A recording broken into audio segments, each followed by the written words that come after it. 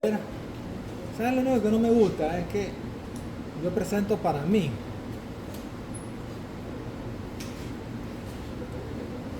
Entonces no hay forma de que la cámara se gire hacia... A menos que la ponga más pegada hacia usted. Ajá, o De sea, este lado. de forma vertical así. Para que... Por unas normas. Una norma anterior. En este caso pues este cráneo... ambos no tienen mandíbula. Pero la ventaja de este es que tiene la calota. Este la tiene cortada. Entonces este nos va a servir un poquito mejor para cuando vamos a la base del cráneo. ¿Sí? ¿Ok? Y bueno, con este vamos a tratar de ver lo más superficial posible que se pueda. Una norma anterior. Una norma lateral. Una norma superior,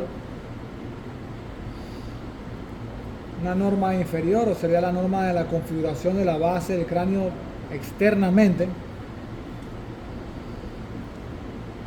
y una norma posterior, ¿no?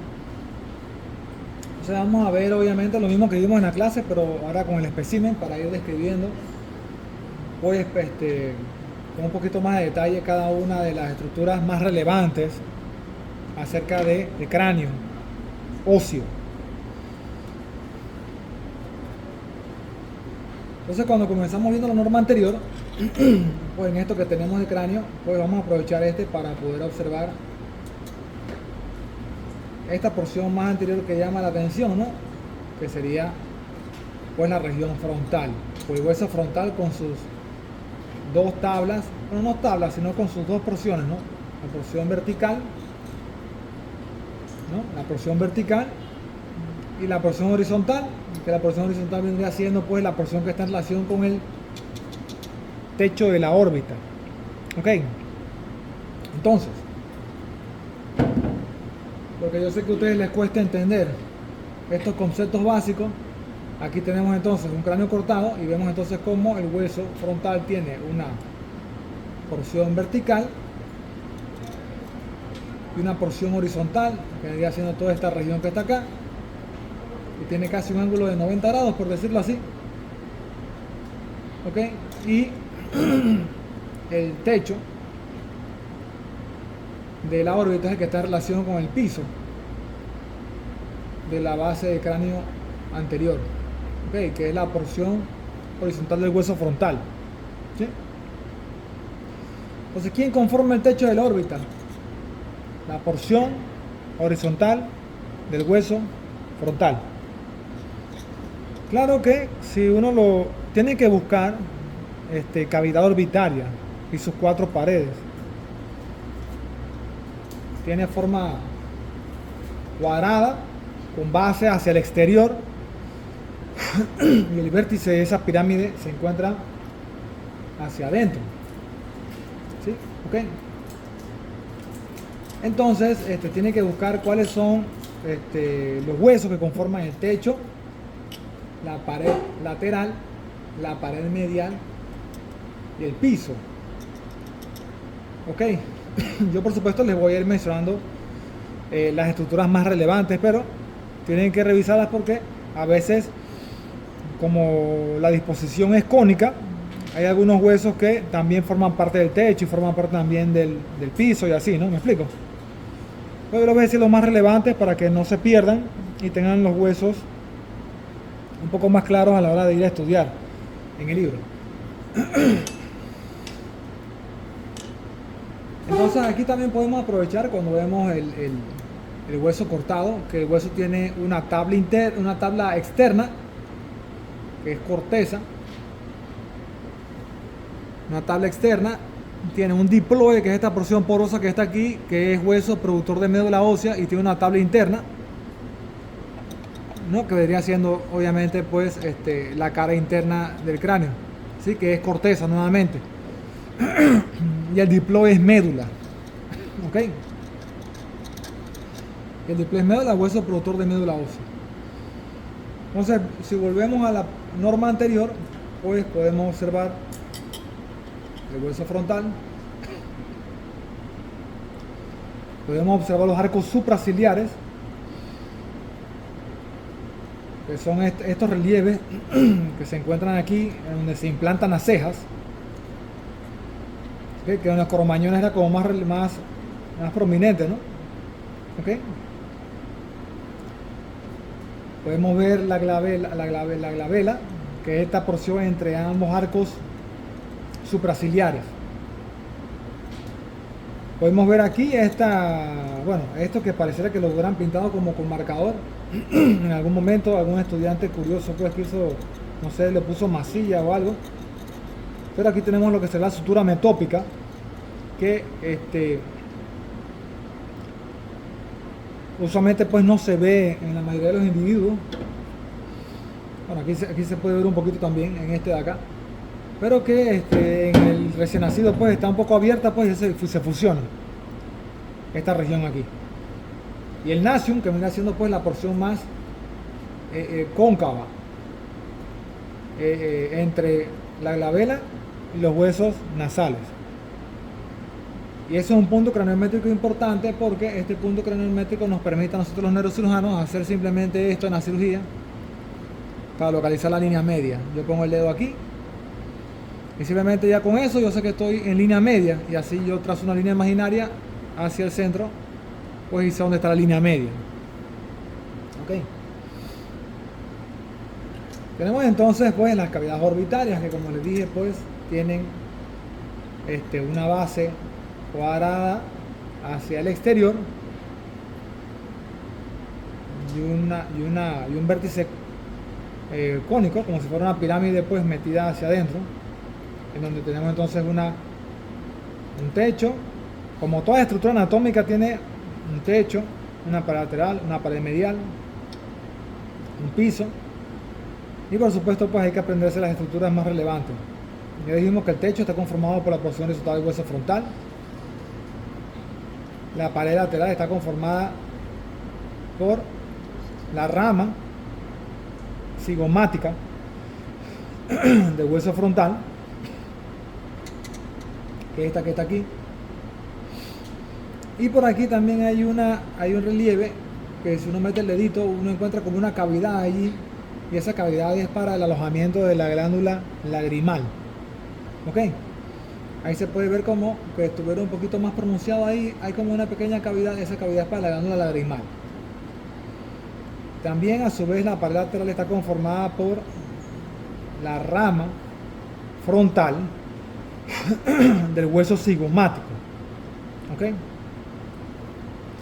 También vale la pena destacar que la órbita está conformada como en su borde más exterior como por un anillo, que es lo que se denomina pues el ring de la órbita. ¿Okay? O el ring orbitario, ¿sí? Aquí tenemos también otro agujerito que más que un agujero es como un paso del nervio de la rama frontal del nervio V1, que pasa por aquí, por el techo de la órbita pegado, y entonces cuando llega aquí a este borde se hace como esta cavidad para que entonces él salga y la rama frontal salga entonces hacia la región de la frente. Ok, para la inervación pues sensitiva el área frontal, pero pasa por el techo de la órbita. Si vemos entonces también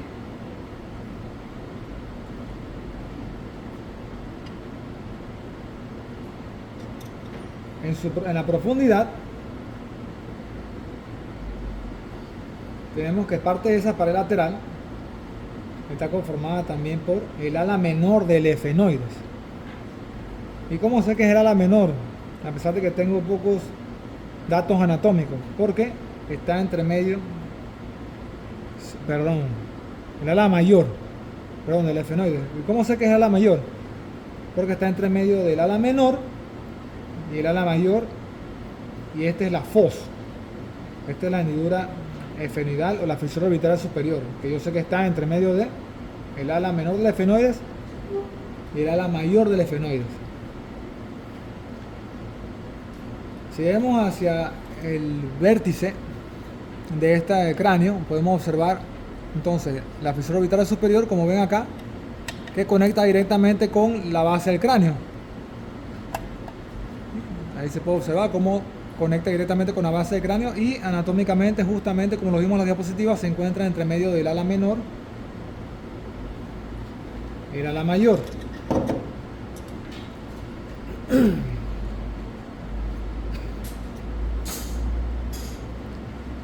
Aquí podemos observar las alas menores del efenoides, ¿ok? Que están en relación entonces con la clinoides anterior, que es este cachito que está aquí enfrente, ¿ok? Y entonces acá más medialmente tenemos el agujero óptico, que el agujero óptico entonces es por donde sale el nervio óptico de la base del cráneo. Por el agujero de la base del cráneo sale el nervio óptico. Y sería entonces este agujero que está acá, ¿no? Y metemos el estilete por allí, pues tenemos entonces nuestro conducto óptico claramente bien delimitado, ¿ok? Muy bien, entonces si vemos el piso de la órbita, podemos observar que el piso está conformado por el hueso maxilar, ¿sí? Esta porción horizontal que tiene el hueso maxilar, ¿ok? Que abarca todo este territorio, que es la mayor parte del piso principalmente. Y la pared medial está conformada por el hueso lagrimal, que el hueso lagrimal, pues este huesito que está aquí, y tiene este conducto, que es el conducto lagrimal, ¿ok? Que el conducto lagrimal desemboca en el cornete inferior. Por eso ahí ven cómo pasa el estilete por ahí, ¿ok? No es fake, es real, ¿ok? Vamos a meter para que vean el conducto lagrimal. ¿Y para qué sirve el conducto lagrimal? Para que sus lagrimitas al final del semestre salgan por allí, ¿sí? Hacia la nariz, y por eso entonces empiezan a... ¿ok? Entonces la lagrimita sale, cae por ahí y entonces empiezan a congestionarse, ¿no? ¿Sí? Entonces, por esa razón es que cuando la persona llora, se le sale moco también por la nariz. O el moco es un poquito más aguado porque sale moco con lágrimas. ¿Ok? ¿Sí? Bien. Y este es el cornete inferior. Ya hablando aquí de la cavidad nasal. Muy bien. Entonces tenemos la pared medial, que está conformada entonces por el hueso lagrimal, que también se denomina como ungis. Y atrás entonces tenemos la lámina papirácea del hueso etmoidal, ¿sí? Que es un hueso único a nivel de la línea media, y acá lo tenemos para que lo vean, pues 100% real, no fake. Ahí está, ¿eh? ¿Ok? Con sus 20 agujeritos de un lado y 20 agujeritos del otro, que es por donde salen los filetes de los nervios olfatorios. Y aquí está la crista galli, que es donde se adhiere el falx. ¿Ok? Él se adhiere allí, en esa cresta de gallo. Y si ven, lo ven, parece una cresta de un pollito, ¿no? Una cresta de un pollito, un gallito de eso que se está convirtiendo de pollito a gallo. ¿Ok? Y más atrás entonces tenemos en la pared medial, pues, el hueso palatino, que tiene como un cachito allí asomadito. ¿Ok? El hueso palatino está bien medial, y es un hueso par, tiene dos partes. El hueso palatino que viene estando por acá, cerca entonces ya de lo que sería el agujero óptico. Este pilar que ustedes ven aquí, que divide el agujero óptico con el agujero, la hendidura esfenoidal, perdón, es el strut óptico o el pilar óptico, que es esta hendidura media. Sí, entonces si yo les pregunto a ustedes, ¿qué estructura divide el conducto óptico o el agujero óptico de la fisura orbital superior? Es el pilar óptico o el strut óptico, que es lo mismo porque es en inglés. Y mucha literatura que nosotros hemos revisado está en inglés, entonces a veces decimos las palabras en inglés y allí cumplimos con el ACAPIT en evaluación al final del semestre, que la materia se ha dado en 2 idiomas. Alright. Entonces, y acá tenemos la famosa fisura orbitaria inferior, que entonces cuando yo estaba estudiando, porque a mí nadie me explicó esto, ¿ok? Qué envidia les tengo a ustedes yo. Entonces yo decía, pero ¿por qué cuando hablan de los agujeros de la base del cráneo no hablan de la fisura orbitaria inferior? Pero es que el problema es que la fisura orbitaria inferior no está en relación con la base del cráneo. Está en relación con está en relación principalmente con la fosa pterigopalatina. Miren, ve. Con la fosa pterigopalatina. Fosa pterigopalatina es esta hendidura que está aquí, que ningún estudiante de medicina se aprende jamás. Porque creen que aquí no hay nada importante. Entonces no se la aprenden, ¿sí? Y para que se la recuerden, hay 3 fosas extracraneales. La fosa temporal, que no la confundan con la fosa media, que es esta que está acá, ¿ok? ¿Y por qué se llama fosa temporal? Porque ella aloja pues el músculo temporal. Y si ustedes pueden observar, aquí se observa esta línea. Otro cráneo que está un poquito más entero, aunque bueno, aquí no se ve tan claro como el otro, pero aquí hay una línea que se puede observar, que es donde se adhiere el músculo temporal. Acá se ve mejor, porque acá son 2 líneas, esta que es un poquito más inferior y esta que es un poquito más superior. Entonces el músculo se adhiere aquí y acá se adhiere la fascia del músculo, ¿ok? Porque recuerden que los músculos tienen toda una fascia. Entonces la fascia se adhiere acá arriba y después el músculo acá abajo. El músculo está aquí en todo este sector y ese músculo se mete por la fosa, o sea, baja por esta fosa y se adhiere a una estructura de la mandíbula que se llama la apófisis coronoides, o no, es la coracoide. Creo que es la coronoide, apófisis coronoide de la mandíbula. Coronoide, exactamente así. No tengo ninguna mandíbula ahorita aquí, pero la mandíbula tiene 2 cachitos. Tiene el cachito que se adhiere a la articulación temporomandibular y otro cachito que viene aquí. Son como 2 cachitos así, cuando lo vean en su libro. El cachito que no se adhiere a la articulación es la apófisis coronoide. Ahí se agarra el músculo temporal y entonces cuando masticamos, la mandíbula pues se mueve gracias a su acción de contracción, ¿sí? Entonces podemos masticar gracias a esa inserción muscular en ese punto. Fosa temporal, fosa infratemporal, porque el límite anatómico de la fosa temporal con la fosa infratemporal vendría siendo la rama cigomática del hueso temporal, que es todo este hueso que está aquí, que tiene forma de escama, porción mastoidea, y la rama cigomática del hueso temporal. Y acá adelante el límite vendría estando conformado por la rama temporal del hueso cigomático. Entonces se forma claramente un límite aquí, ¿no? Si lo pueden ver, que sería la famosa línea de Frankfurt, yo se las expliqué, ok, que pasa entonces por arriba del arco cigomático, por decirlo así, y por arriba del conducto auditivo externo, y me va a dar a mí lo que sería entonces una línea hasta línea imaginaria, y yo sé que por aquí entonces pasa los senos transversos,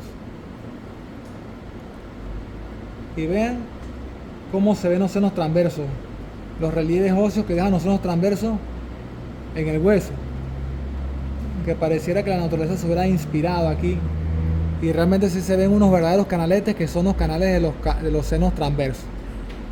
Y aquí entonces en este medio estaría lo que sería la tórcula aerófilo, en este punto, ¿sí? Que está en relación entonces con el ilion, que en este espécimen pues no es tan grande, no es tan grande el ilion, ¿sí? Pero hay unos pacientes que tienen una verdadera puntita aquí, ok. Bien, y la fosa entonces infratemporal está acá abajo.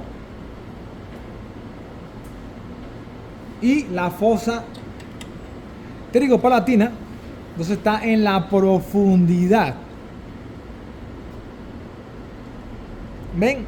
Esa ranura es la fosa pterigopalatina, que también, como toda estructura anatómica, tiene una pared anterior, una pared posterior, una pared medial y una pared lateral. Así rapidito para que igual ustedes la revisen en sus casas, pero para que sepan los relieves más anatómicos. La pared anterior está conformada por la pared vertical del hueso maxilar. La pared medial, que será la del fondo, está conformada por el hueso palatino.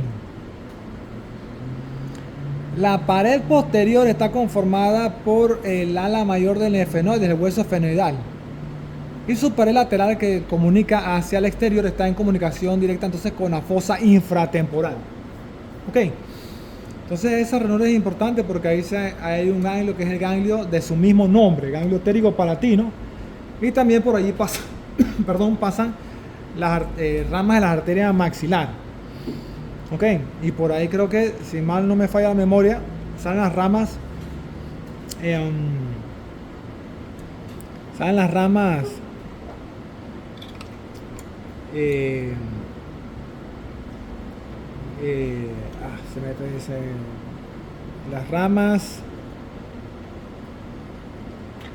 Las ramas etmoidales. Sí, que se meten hacia la cavidad nasal. Ok, si no me falla la memoria, puede ser que me esté equivocando, pero ustedes igual revisan porque pasa la arteria maxilar y salen unas ramas allí también. Ok, que pasan por ahí por la fosa pterigopalatina. Este ganglio pterigopalatino es importante porque es parasimpático para las glándulas lagrimales y la mucosa olfatoria, ¿sí?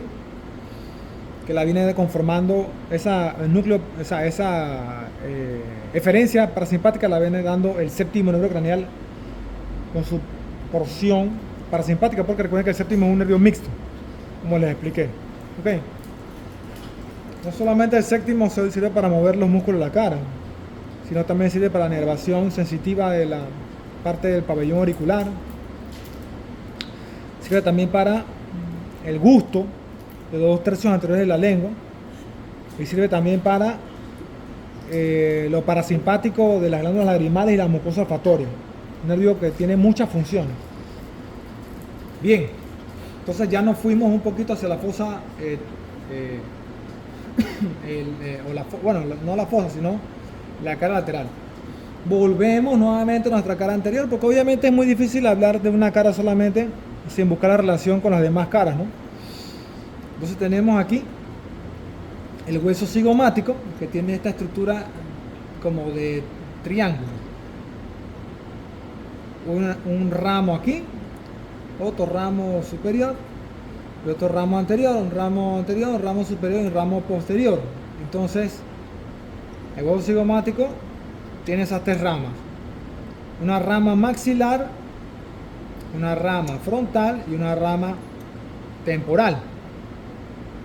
Y entonces las ramas que se unen a él tienen el nombre inverso. La rama cigomática del hueso frontal, la rama cigomática del hueso temporal y la rama, bueno, aquí no hay una rama como tal, pero será como la porción maxilar, pues ya simplemente se une al hueso maxilar. Ok, el hueso maxilar. Aquí hay unos huequitos, unos conductillos, aquí también, unos conductillos chiquititos, por ahí salen unos nervios, ramas de V2, aquí no se ve muy bien, pero aquí sí hay un agujero que se ve claramente, ¿no? Que es el agujero infraorbitario.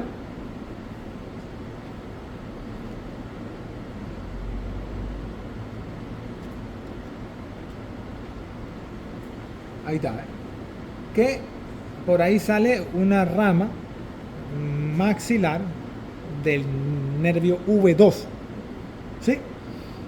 Que pasaría, está saliendo casi de la fosa orbitaria inferior y se mete por el mismo, por ese piso, y se ven que hace entonces ese canalete hacia el exterior, ¿okay? Que pasa debajo del hueso prácticamente y sale entonces acá a nivel de la región anterior, ¿ok? Muy bien. El hueso maxilar, por supuesto, ¿sí? Que está neumatizado. Él tiene unos senos, o los antros maxilares, o los senos maxilares, pues. Usualmente, pues, los senos sirven para la resonancia de la voz, sirven también para el flujo, pues, o la circulación del moco. Y en los traumas craneoencefálicos se pueden llenar de sangre, provocando lo que se llama un hemoceno, que no tiene mucha relevancia clínica porque al final son más orientativos de que el paciente tuvo un trauma que otra cosa. Y también pueden provocar la famosa sinusitis, pues, en los pacientes que tienen obstrucción, pues, de sus salidas. Recuerden que el hueso cigomático es doble, entonces es uno aquí en el medio, pues, y aquí vemos la espina nasal, ok. Entonces aquí tenemos esta abertura que se llama la abertura piriforme, porque tiene forma de pera, parece una pera, ¿sí? Entonces obviamente, pues, todo lo que está de aquí para afuera, que vendría siendo su nariz, es cartílago, y por eso es que en este espécimen no está, porque eso es cartílago, ¿sí? Okay. Entonces todos tenemos una porción de la nariz que es cartilaginosa, y otra porción que es ósea, ¿sí? El septum nasal también tiene una porción cartilaginosa y una porción ósea. Cuando yo estoy haciendo las cirugías transesfenoidales y yo me meto por la nariz, yo puedo dislocar la porción cartilaginosa haciendo así simplemente clac hacia acá el cartílago, y entonces voy a ver cómo la mucosa se rompe, o yo la corto con el monopolar, yo la corto y veo entonces el hueso, este mismo hueso que está aquí, lo veo en las cirugías igualito, y yo sé que estoy entonces en el septum óseo, o en la porción ósea, pues, del septum. Y es importante porque obviamente esa es mi línea media. Y si voy a operar un tumor hipoficiario, pues yo tengo que saber que tengo que salir por aquí, en la silla turca, y no salir por acá, por la fosa media o por la fosa anterior que ya ha pasado, ¿sí?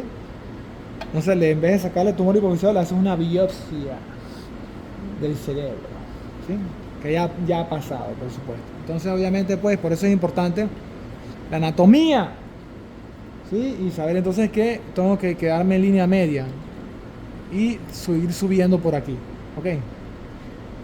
Bien, entonces la abertura piriforme, pues, parte de la cavidad nasal, la porción ósea del septum, y el septum tiene dos huesos que conforman la porción ósea, que son el vómer y la lámina perpendicular del efenoides. ¿Sí? Entonces, esos dos huesos conforman el septum óseo. También tenemos acá, como parte de la estructura ósea, pues, los cornetes. Y los cornetes vienen siendo estos que están aquí, que, como se acuerdan, pudieron ver. Obviamente los cornetes óseos no se ven tanto, pero ahí hay mucosa y se ponen como gorditos, así como si fueran unas turbinas. Le dicen de hecho los turbinetes, ¿no? Y eso se puede cortar en la cirugía para poder ingresar. El conducto lagrimal desemboca en el cornete inferior. El seno maxilar desemboca en el cornete medio, si no me falla la memoria. Ajá, sí, exacto. Creo que aquí, si entro aquí así, porque lo que pasa es que obviamente pues es difícil, ahí creo que está el agujero del cornete medio, ahí estoy dentro del seno y obviamente no se ve el estilete porque estoy dentro del seno, ¿sí? Y entonces hay otro agujero por acá por el cornete superior que me lleva entonces aquí al, a ver, ajá, me lleva entonces aquí al seno esfenoidal. Sí, aquí está, que es el seno esfenoidal. Y el seno esfenoidal obviamente aquí no lo podemos ver porque él está en esta región, ¿sí? En lo que es el piso de la silla turca. Ok. Bien. Entonces, para continuar, pues tenemos el reborde alveolar, que es donde se va a insertar toda la arcada dental maxilar. ¿Sí? Y obviamente en la mandíbula también hay un reborde alveolar, que es donde se inserta la arcada dental pues mandibular, pero obviamente no tenemos mandíbula aquí, no tenemos ninguna mandibulita.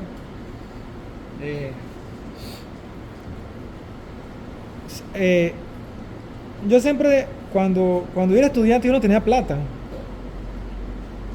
Sigo sin plata todavía. Pero cuando era estudiante no tenía plata. Entonces, yo me acuerdo que ni un compañerito mío tenía carro tampoco. Había uno nada más que tenía carro, ese que se llevaba a todas las muchachas para la casa. Pues, qué afortunado, ¿sí? Yo me la tenía que llevar en bus, si se querían ir en bus conmigo, pues si no, pues mala suerte, me tenía que ir solo, ¿sí?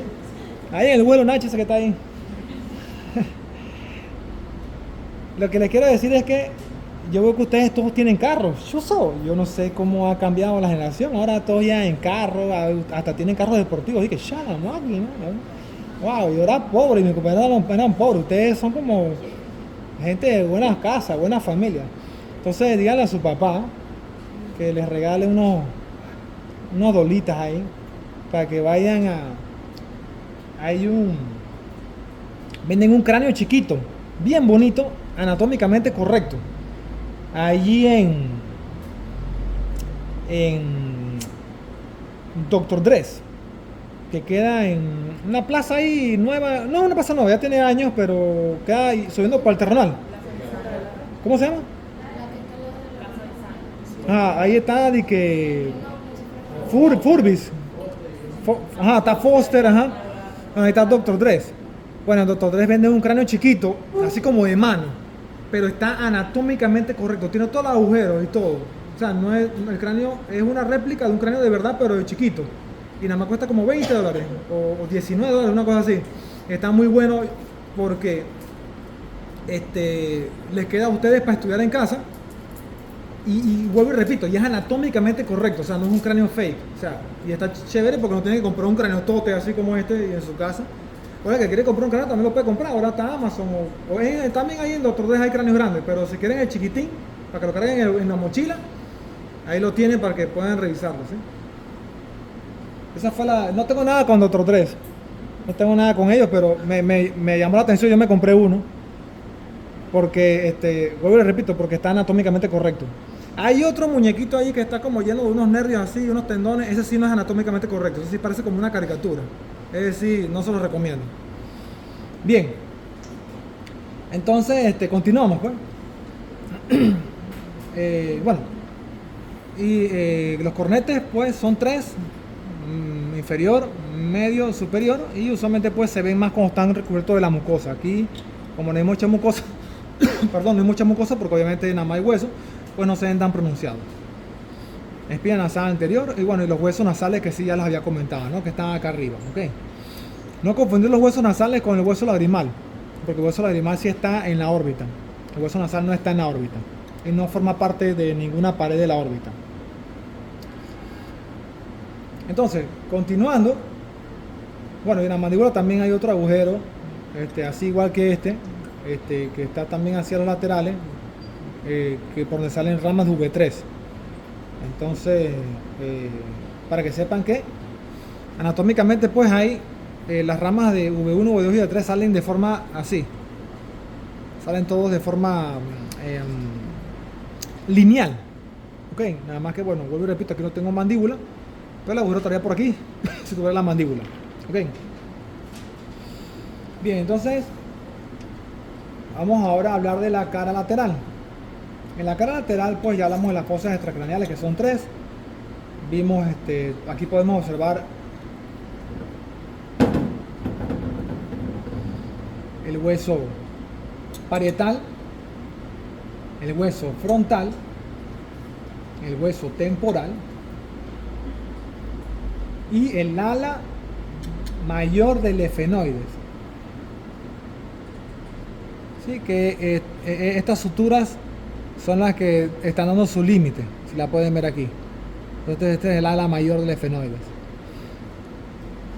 Entonces aquí ustedes pueden ver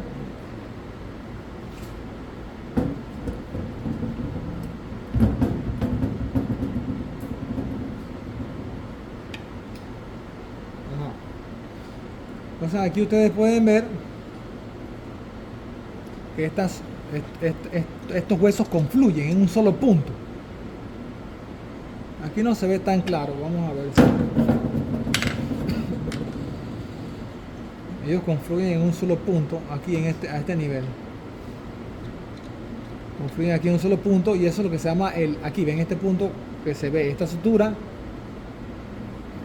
Aquí esta es parte del hueso, el ala mayor del efenoide. Aquí vendría la sutura, la sutura temporal, de temporoescamosa creo que se llama.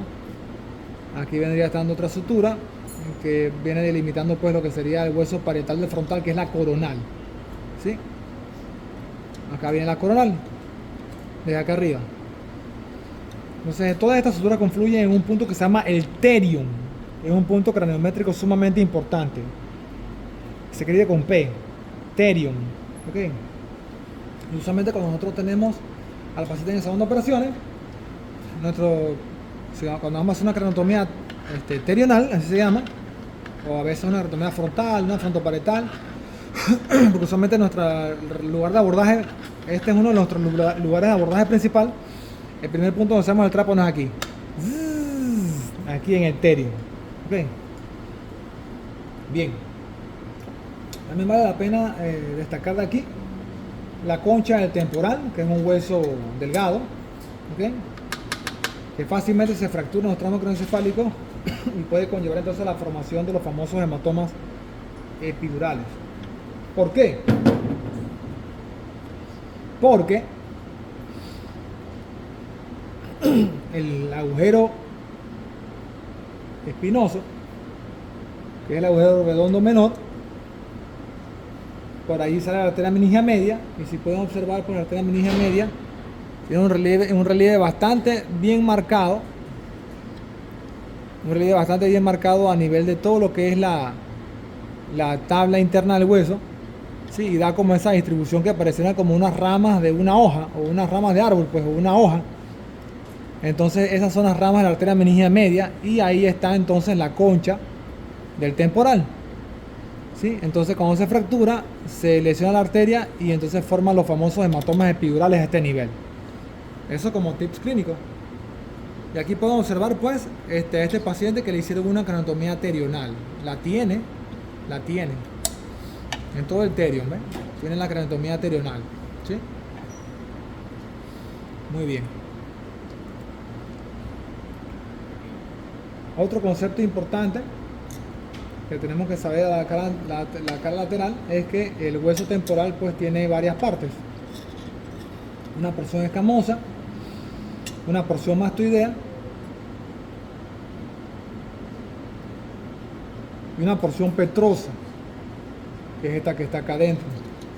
Sí, obviamente esa no se ve porque esa es interna, que está en relación con el conducto auditivo externo. Y el conducto auditivo externo, pues aquí obviamente no lo puedo sacar hacia el cráneo, porque el hueso, o sea, el oído medio está dividido, pues, y no anatómicamente no corresponde con el sitio de salida, pero este sería el conducto auditivo interno, este que está aquí, que por allí sí entonces sale, bueno, o más que sale, entra. Es sensitivo, así que realmente entra el cráneo por allí, porque es aferente. Bueno, el 8, porque el 7 no, 7 completamente no, 7, 8 salen, pues ya, para simplificarlo, pues, porque también a veces yo quiero ser como muy específico y en realidad al final todos los nervios salen, aunque sea aferente o eferente, todos salen por la base del cráneo, ¿sí? Y este es el conducto auditivo interno, donde sale 7-8, el complejo 7-8 sale por allí. Ok, que comunica entonces directamente con el oído interno.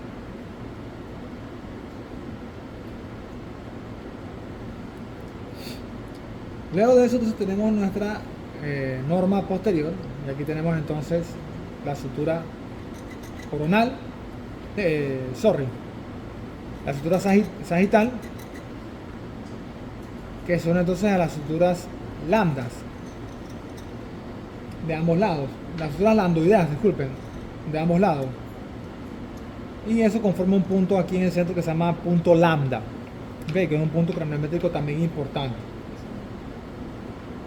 Y entonces nos demuestra pues la división anatómica entre el hueso, los dos huesos parietales, ¿sí? Porque los huesos parietales son dobles, y el hueso occipital.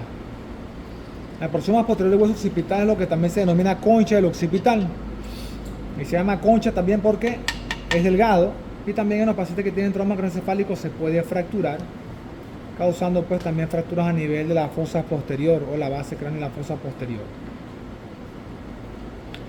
Otro punto gramétrico importante que tenemos aquí es el ilion, ¿sí? En donde, como les dije, puede estar en relación con la línea de Frankfurt, ¿sí? Ahí está clarito, está en relación con la línea de Frankfurt, y a su vez pues también me demuestra a mí, me sirve para la cirugía también para identificarlo, poder medir 7 centímetros hacia arriba y 3 centímetros hacia lateral y hacer un trépano por aquí para poder colocar las famosas derivaciones ventrículo-peritoneales que van directamente hacia el ventrículo lateral. Y por dentro entonces me están dando a entender que estoy en relación pues directamente con la tórcula de Erófilo, ¿sí? Con la tórcula de Erófilo aquí en esta porción, ¿sí? Que es donde confluyen los senos. Aquí está el relieve del seno sagital superior, aquí está el relieve del seno transverso, ¿okay? De este lado y el del otro lado, por supuesto, ¿sí? Y aquí está también este relieve que viene conformando pues lo que sería el seno occipital. De todos confluyen hacia en la tórcula de Erófilo, que sería la confluencia de los senos o la prensa de Erófilo.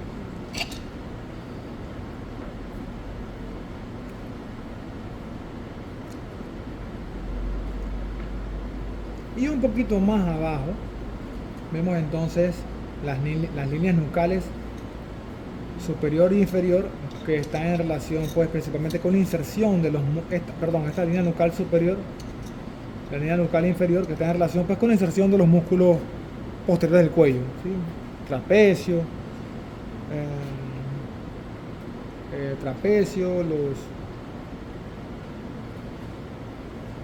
ahorita se me escapan un poco los nombres de los músculos posteriores, pero los trapecios se insertan allí, y parte del esternocleidomastoideo también. Bien. Si vemos entonces la cara superior, antes de ir a la posterior, la cara superior tiene entonces la sutura coronal, y es coronal porque pues las reinas se ponen la coronita así, ¿no? ¿Cierto? Entonces la coronal y la sutura sagital, ¿sí? En este punto donde se une la sutura coronal con la sutura sagital se llama bregma. Y un poquito más atrás está entonces el vértex, que sería entonces, si lo vemos así, y este es el bregma, no se distingue mucho, pero el punto más alto sería este, más o menos, aunque parece que es este, ¿no? Pero es por aquí el punto más alto, que sería entonces el vértex, ¿ok?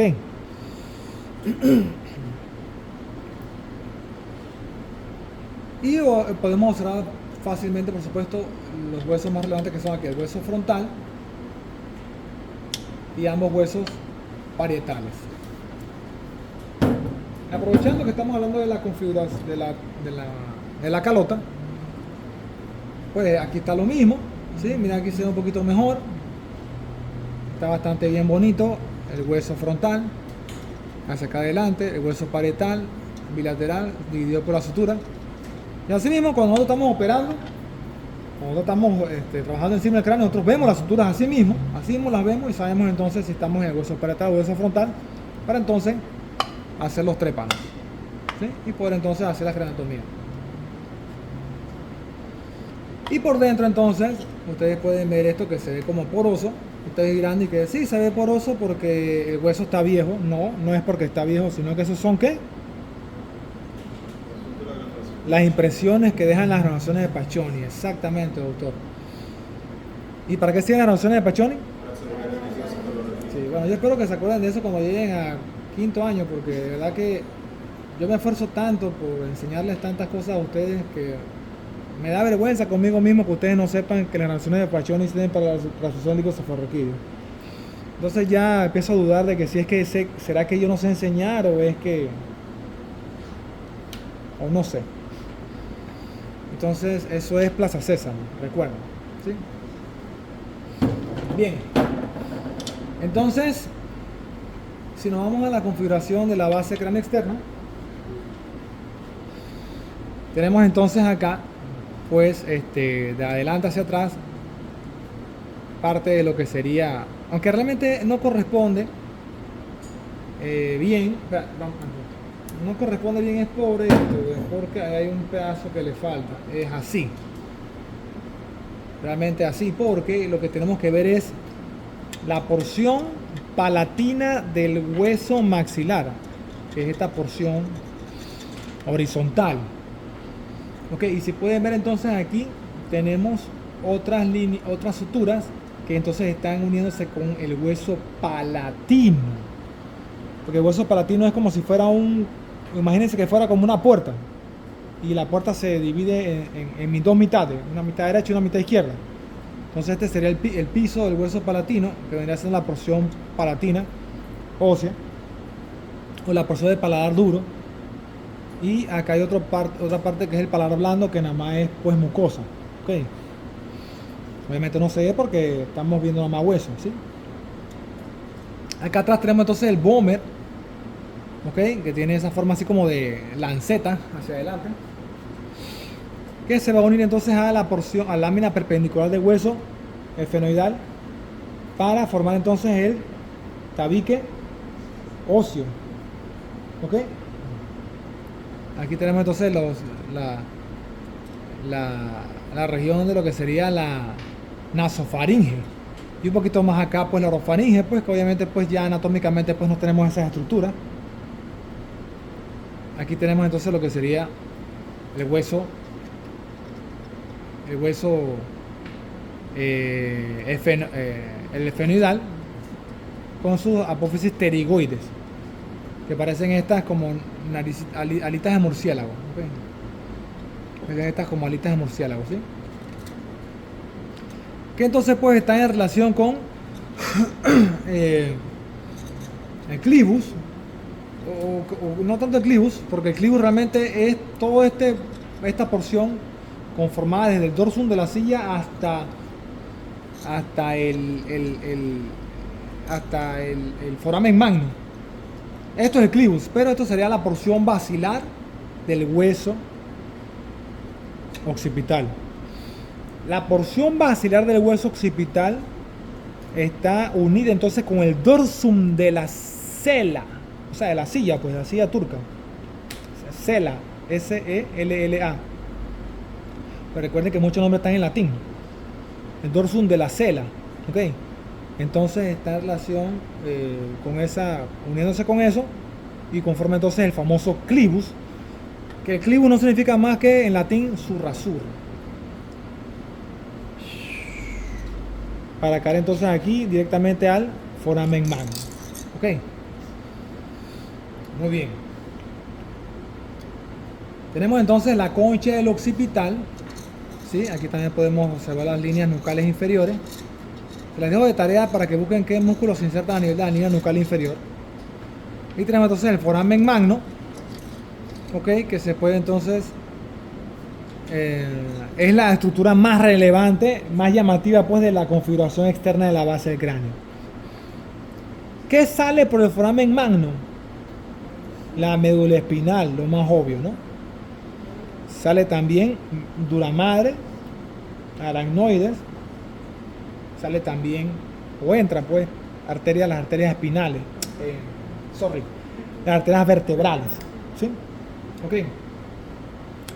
Que son las principales afluentes de la circulación posterior del cerebro. Tenemos entonces estas dos estructuras que se llaman aquí cóndilos del occipital, que están en relación con un agujero que está aquí.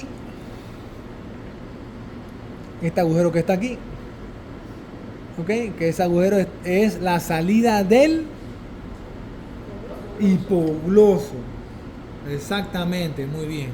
Entonces a veces hay que tener cuidado porque los pacientes que tienen fractura del cóndilo occipital pueden tener lesión del hipogloso. Es muy raro, pero puede pasar si la fractura es muy extensa y pasa por el canal entonces. Si nos vamos entonces un poco más lateral, tenemos entonces la porción mastoidea del hueso temporal. Y aquí tenemos un canal que es el canal del digástrico, donde se inserta el músculo digástrico. Ok. Que se llama ranura digástrica en realidad. Ranura digástrica. ¿Sí? Aquí tenemos entre la apófisis y estiloides, que es esta espina que está aquí, que en realidad está cortada, porque pues, es fácil que se corte en los cráneos. No, por ejemplo, acá también no está. Apenita se ve allí la espinita, ¿ves? Esa que está ahí, que estoy sobresaliendo. A ver. Esta.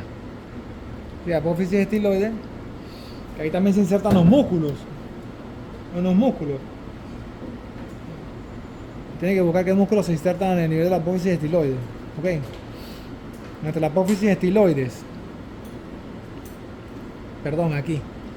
Y la mastoides, tenemos entonces el agujero estiloides. Estilomastoideo, perdón, el agujero estilomastoideo. Que por ahí es donde sale el séptimo nervio craneal. Y por dentro, ese agujero conforma lo que sería el canal del facial, que no se ve obviamente porque está dentro de la porción petrosa del hueso temporal. ¿Sí? Después lo vamos a ver cuando veamos en la clase la segunda parte de nervios craneales, vamos a ver entonces lo del canal del facial. ¿Sí? Que en los pacientes que tienen fractura de base de cráneo, porque la fractura de base de cráneo es todo lo que implica fosa anterior, fosa media y fosa posterior, pues pueden tener esas fracturas que comprometen entonces la porción petrosa. Y las fracturas pueden ser transversales o longitudinales y pueden comprometer entonces el canal facial, ocasionando parálisis facial. ¿De qué tipo? Si es de la motoneuria inferior, periférica, muy bien, exactamente. Entonces acá también tenemos pues esta estructura que yo le digo como el agarre de la taza, ¿sí?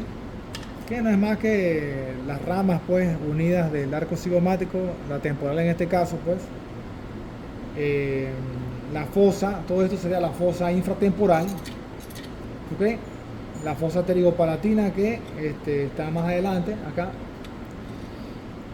y tenemos entonces pues obviamente varios agujeros aquí importantes, pero antes de mencionar los agujeros tenemos esta estructura aquí que llama la atención a nivel del hueso temporal, que no es más que la ATM, la articulación temporomandibular, ¿sí? Aquí también tenemos, por supuesto, pues un agujero que está en relación con la apófisis estiloides, que es este agujero que es el agujero rasgado posterior, y esta cavidad que se forma aquí se llama el bulbo de la yugular. Okay, se llama el bulbo yugular. ¿Sí? Se llama el bulbo yugular. ¿Y por qué se llama bulbo yugular? Porque por ahí sale la vena yugular interna, ¿sí? Que se forma por la unión del seno sigmoide, después de que pasa a ser seno transverso, se transforma en seno sigmoide. Mire cómo se ve claramente el relieve aquí, por eso que se llama sigmoide. Ok, seno sigmoide porque tiene como forma de S. Alguien lo puede mejorar la calidad ahí.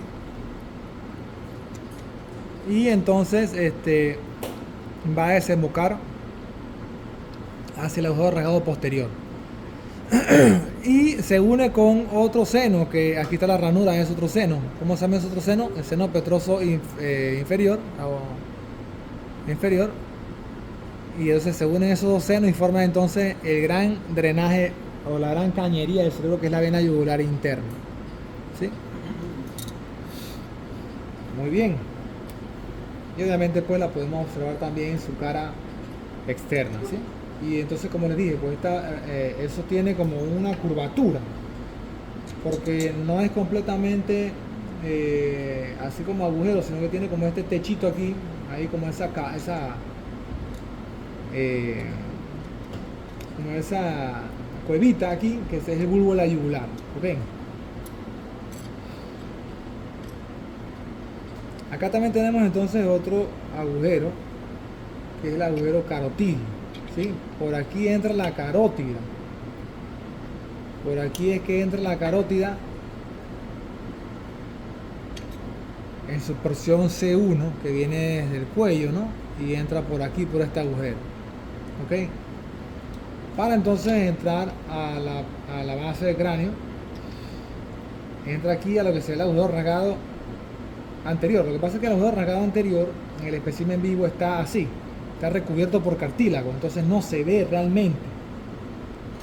Entonces la arteria pasa por allí y se mete entonces hacia el seno cavernoso. El seno cavernoso vendría estando justamente aquí en el lateral de lo que sería la silla turca. Perdón. Aquí, el seno cavernoso, lo que sería el lateral de la silla turca. Y entonces la arteria aquí entra, pasa por dentro del seno cavernoso, acompañado por qué nervio?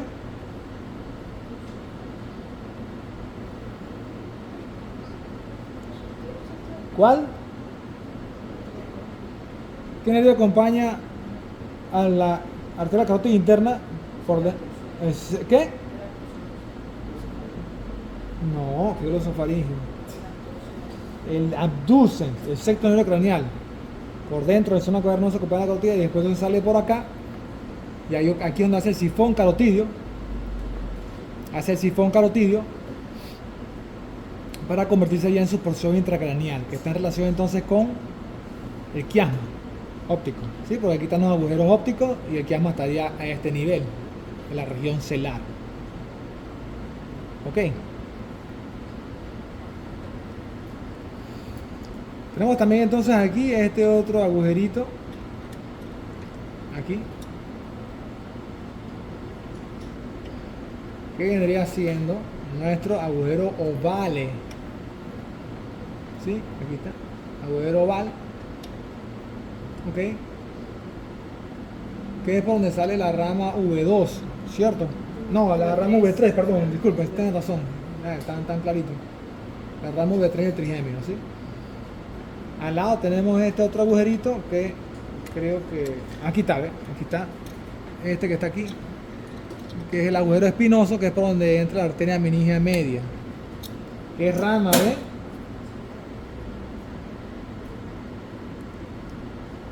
Creo que no entra, pero bueno, estaría allí, ¿ves? Ahí se ve el metal, ¿ves? Ahí se ve el metal apenas ahí. Aunque parece que no tiene como, el diámetro es muy grueso para entrar, pero bueno, ahí está. Mejor no, que después lo rompo. Pero ahí sale después entra la arteria meningia media hacia la base del cráneo. Acá tenemos otro agujero. Bueno, aquí en realidad, a ver, así. A ver si tengo otro instrumento. Creo que tengo uno que es un poquito más fino. Porque quiero que vean la relación.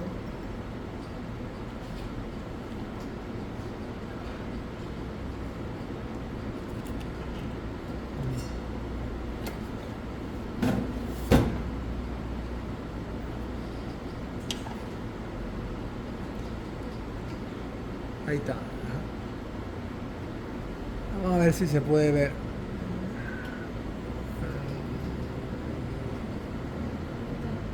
Ajá, ahí está el metalito. Ajá, a ver, déjame moverlo.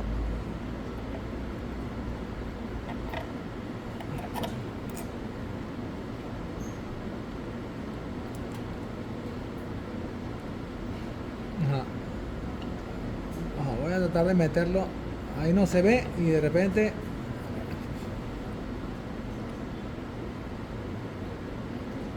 No. Sí, se ve.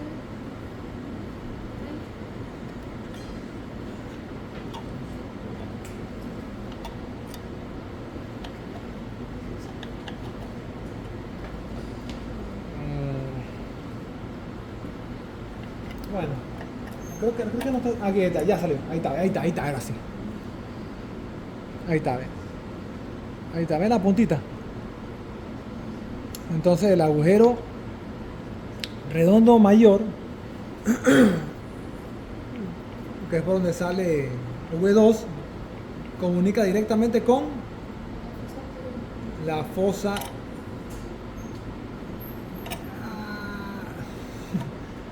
Ahí está. Con la fosa pterigopalatina, ahí está, ven, clarito, ¿ah? Y entonces ahí es donde V2 se mete por la fisura orbitaria inferior, ¿sí? O sea, por aquí, ajá, así, para salir entonces, ¿ve? Ven, esto nunca lo van a encontrar en ningún libro, así como se lo estoy explicando. Van a tener que romperse la cabeza viendo qué agujero comunica con qué. Aquí ya se lo estoy explicando de forma fácil. De todas formas, hay unos videos del doctor Julio César Cruz y el doctor,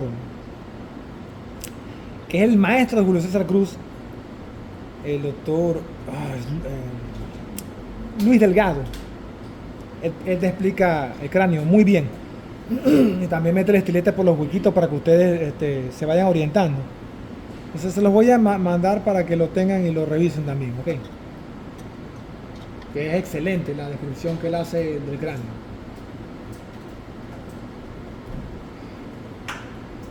Y por último, pues, vamos a hablar, porque en realidad todo esto solamente es la introducción. Tiene la parte buena, que es la base del cráneo, la norma interna, ¿sí? La norma interna es la configuración de la base del cráneo en su porción interna, ¿sí? Esta es la verdadera parte buena de todo esto. Lo demás fue solamente intro para que ustedes vieran esto que está acá adentro. ¿Atacaron la clase? Entonces, fosa anterior, fosa media y fosa posterior. La fosa anterior está conformada por la porción horizontal del hueso frontal, está conformada por el hueso etmoidal y está conformada por las alas menores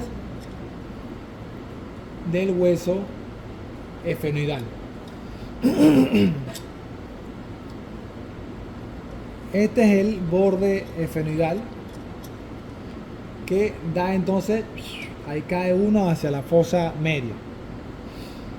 Esta región es lo que se denomina el limbo efenoidal. Y aquí se encuentran los agujeros ópticos que, por donde van a salir los nervios ópticos hacia la cavidad orbitaria. Y esta región que está aquí, pues que es hueso efenoidal, ya es parte de la fosa media, pero viene haciendo la silla turca. Hay algunos tumores meningiomas, principalmente, que pueden salir aquí en el plano efenoidal o en el grupo olfatorio, ¿sí? Y bueno, pueden dar algunos síndromes directamente relacionados con el área donde están afectando. Los que afectan el grupo olfatorio pueden dar un síndrome de Foster-Kennedy, que es papiledema, atrofia del nervio óptico y anosmia. Entonces tenemos la fosa media, que está conformada por el ala mayor del hueso esfenoides, el hueso temporal, con la concha y la porción petrosa. ¿Sí? Entre el ala menor del esfenoides y el ala mayor está la hendidura esfenoidal. Okay, ahí estoy tratando de meterle estilete. Después viene entonces el strut óptico, que se ve mejor desde afuera. ¿Sí? Se ve mejor desde afuera, desde aquí, que sería el strut óptico. Y después vendría entonces el más o menos, que yo le dije que es el agujero redondo mayor, que comunica directamente con la fosa pterigopalatina. Oye, mira, a ver si pasaba ¿eh? Y yo rompiéndole ahí el hueso. Ahí está, ¿eh? ¿Lo ven? ¿Sí? El agujero redondo mayor comunica directamente con la fosa pterigopalatina. El agujero redondo, el oval, que comunica directamente con la fosa infratemporal. ¿Sí? Y el agujero espinoso, que por donde entra la arteria meningia media, ¿sí? Que viene también de la fosa infratemporal hacia adentro, ¿no? Y aquí se forma entonces todo ese surco por donde discurre la arteria meningia media. En la fosa anterior descansa el lóbulo frontal, la base del lóbulo frontal, que en los pacientes con trauma es un área de fractura frecuente, y por eso es que las contusiones frontales son a nivel de la base usualmente. A nivel del lóbulo de la fosa media, entonces descansa el lóbulo temporal, porque el lóbulo temporal se mete así en esas fosas medias. ¿Ok? Y entonces tenemos lo que se llama la porción libre del hueso petroso mayor, disculpen, la porción libre de la porción petrosa del hueso temporal, que vendría siendo todo este borde, que entonces nos lleva a caer entonces a la fosa posterior. Acuérdense que en el espécimen vivo la fosa posterior está cubierta por dura madre. Aquí hay un techo de dura madre. La dura madre no cierra todo esto porque deja una porción abierta que se llama el borde libre del tentorio, para que entonces pase por allí el tallo cerebral. Y el tallo cerebral entonces se recuesta aquí a lo que sería el clivus. ¿Ok? Principalmente el puente. Y por aquí pasa la arteria basilar. Y entonces aquí descansan los lóbulos o los hemisferios pues cerebelosos. ¿Sí? Aquí se ve claramente pues la formita de ambos hemisferios cerebelosos, como descansan aquí a nivel de la fosa posterior. Okay, especialmente en la región de la concha, que también es una región delgada que se puede fracturar fácilmente. Aquí vemos también, volvemos a la fosa media porque me adelanto un poquito, tenemos el agujero rasgado anterior, pero recuerden que el espécimen vivo esto está cubierto. Este agujero rasgado anterior se llama así de este lado, pero del lado externo es el agujero carotidio. ¿Sí? Ok. Y entonces acá en la fosa posterior pues tenemos esta, porque si ustedes realmente, yo sé que es un poco difícil también por la cámara verlo, pero en realidad esto es como si fuera imagínense, como si ustedes fueran muy chiquitos y ahí hubiera una pared de una montaña, como si ustedes estuvieran parados aquí en este punto y ustedes tuvieran que escalar toda esta pared, escalar aquí, escalar para subir aquí hasta la fosa media. Ok, entonces aquí en esta pared, que es esta porción vertical,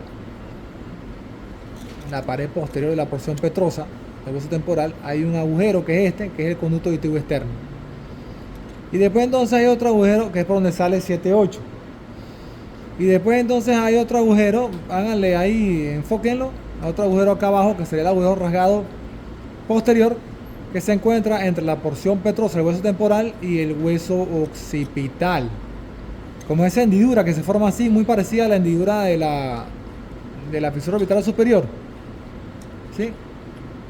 Esa hendidura que se forma aquí, entonces es lo que sería nuestro agujero rasgado posterior. ¿Sí? Por donde sale entonces la vena yugular 9, 10 y 11. Acuérdense que también el 11º nervio craneal pasa por el foramen magnum. Es el único nervio craneal que está fuera del cráneo se mete por el cráneo por el foramen magno y sale nuevamente del cráneo por el agujero rasgado posterior. Sí, entonces, ¿qué estructuras salen o entran por el foramen magno? El onceavo también. Ok, el onceavo. El onceavo tiene una porción craneal y una porción espinal. Pero al final la porción espinal se une a la porción craneal. ¿Me explico? Ahí arriba en la cavidad craneal. ¿Sí?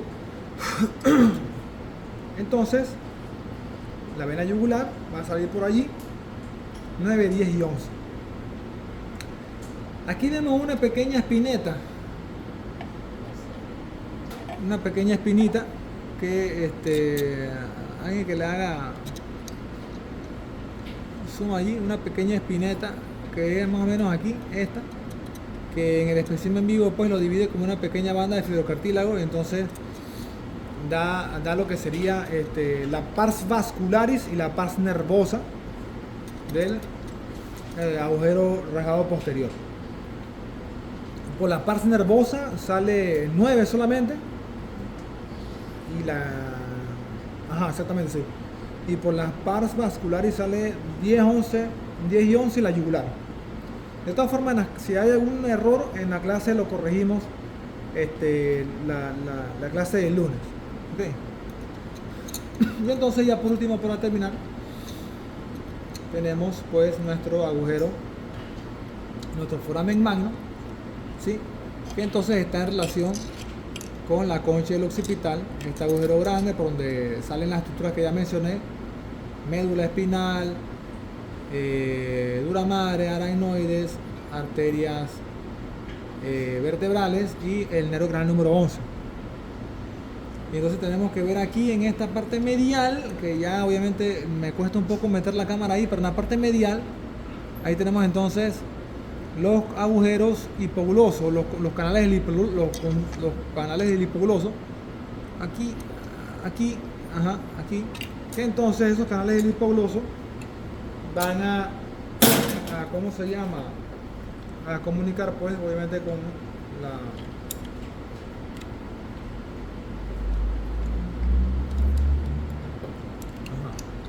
ahí van a comunicar entonces el 12 que viene saliendo del bulbo en su porción medial, sale por allí y pasa directo entonces por el agujero, el canal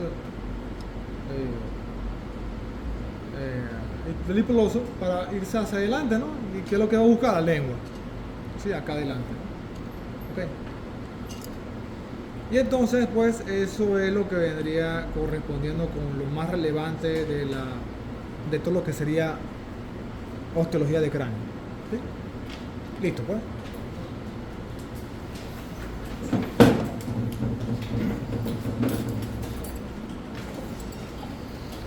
Entonces, el lunes terminamos de la parte de los nervios craneales. El jueves vemos el cerebro con los nervios craneales. Y el lunes que viene entonces hacemos el primer examen parcial. ¿Tiene la memoria? Sí.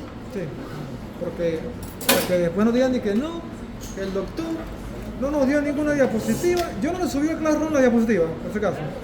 No toda, ¿verdad? No, que el doctor no nos dio las clases y por eso yo no pude estudiar. Sí, bueno, no es este lunes, es el otro de más arriba. Este lunes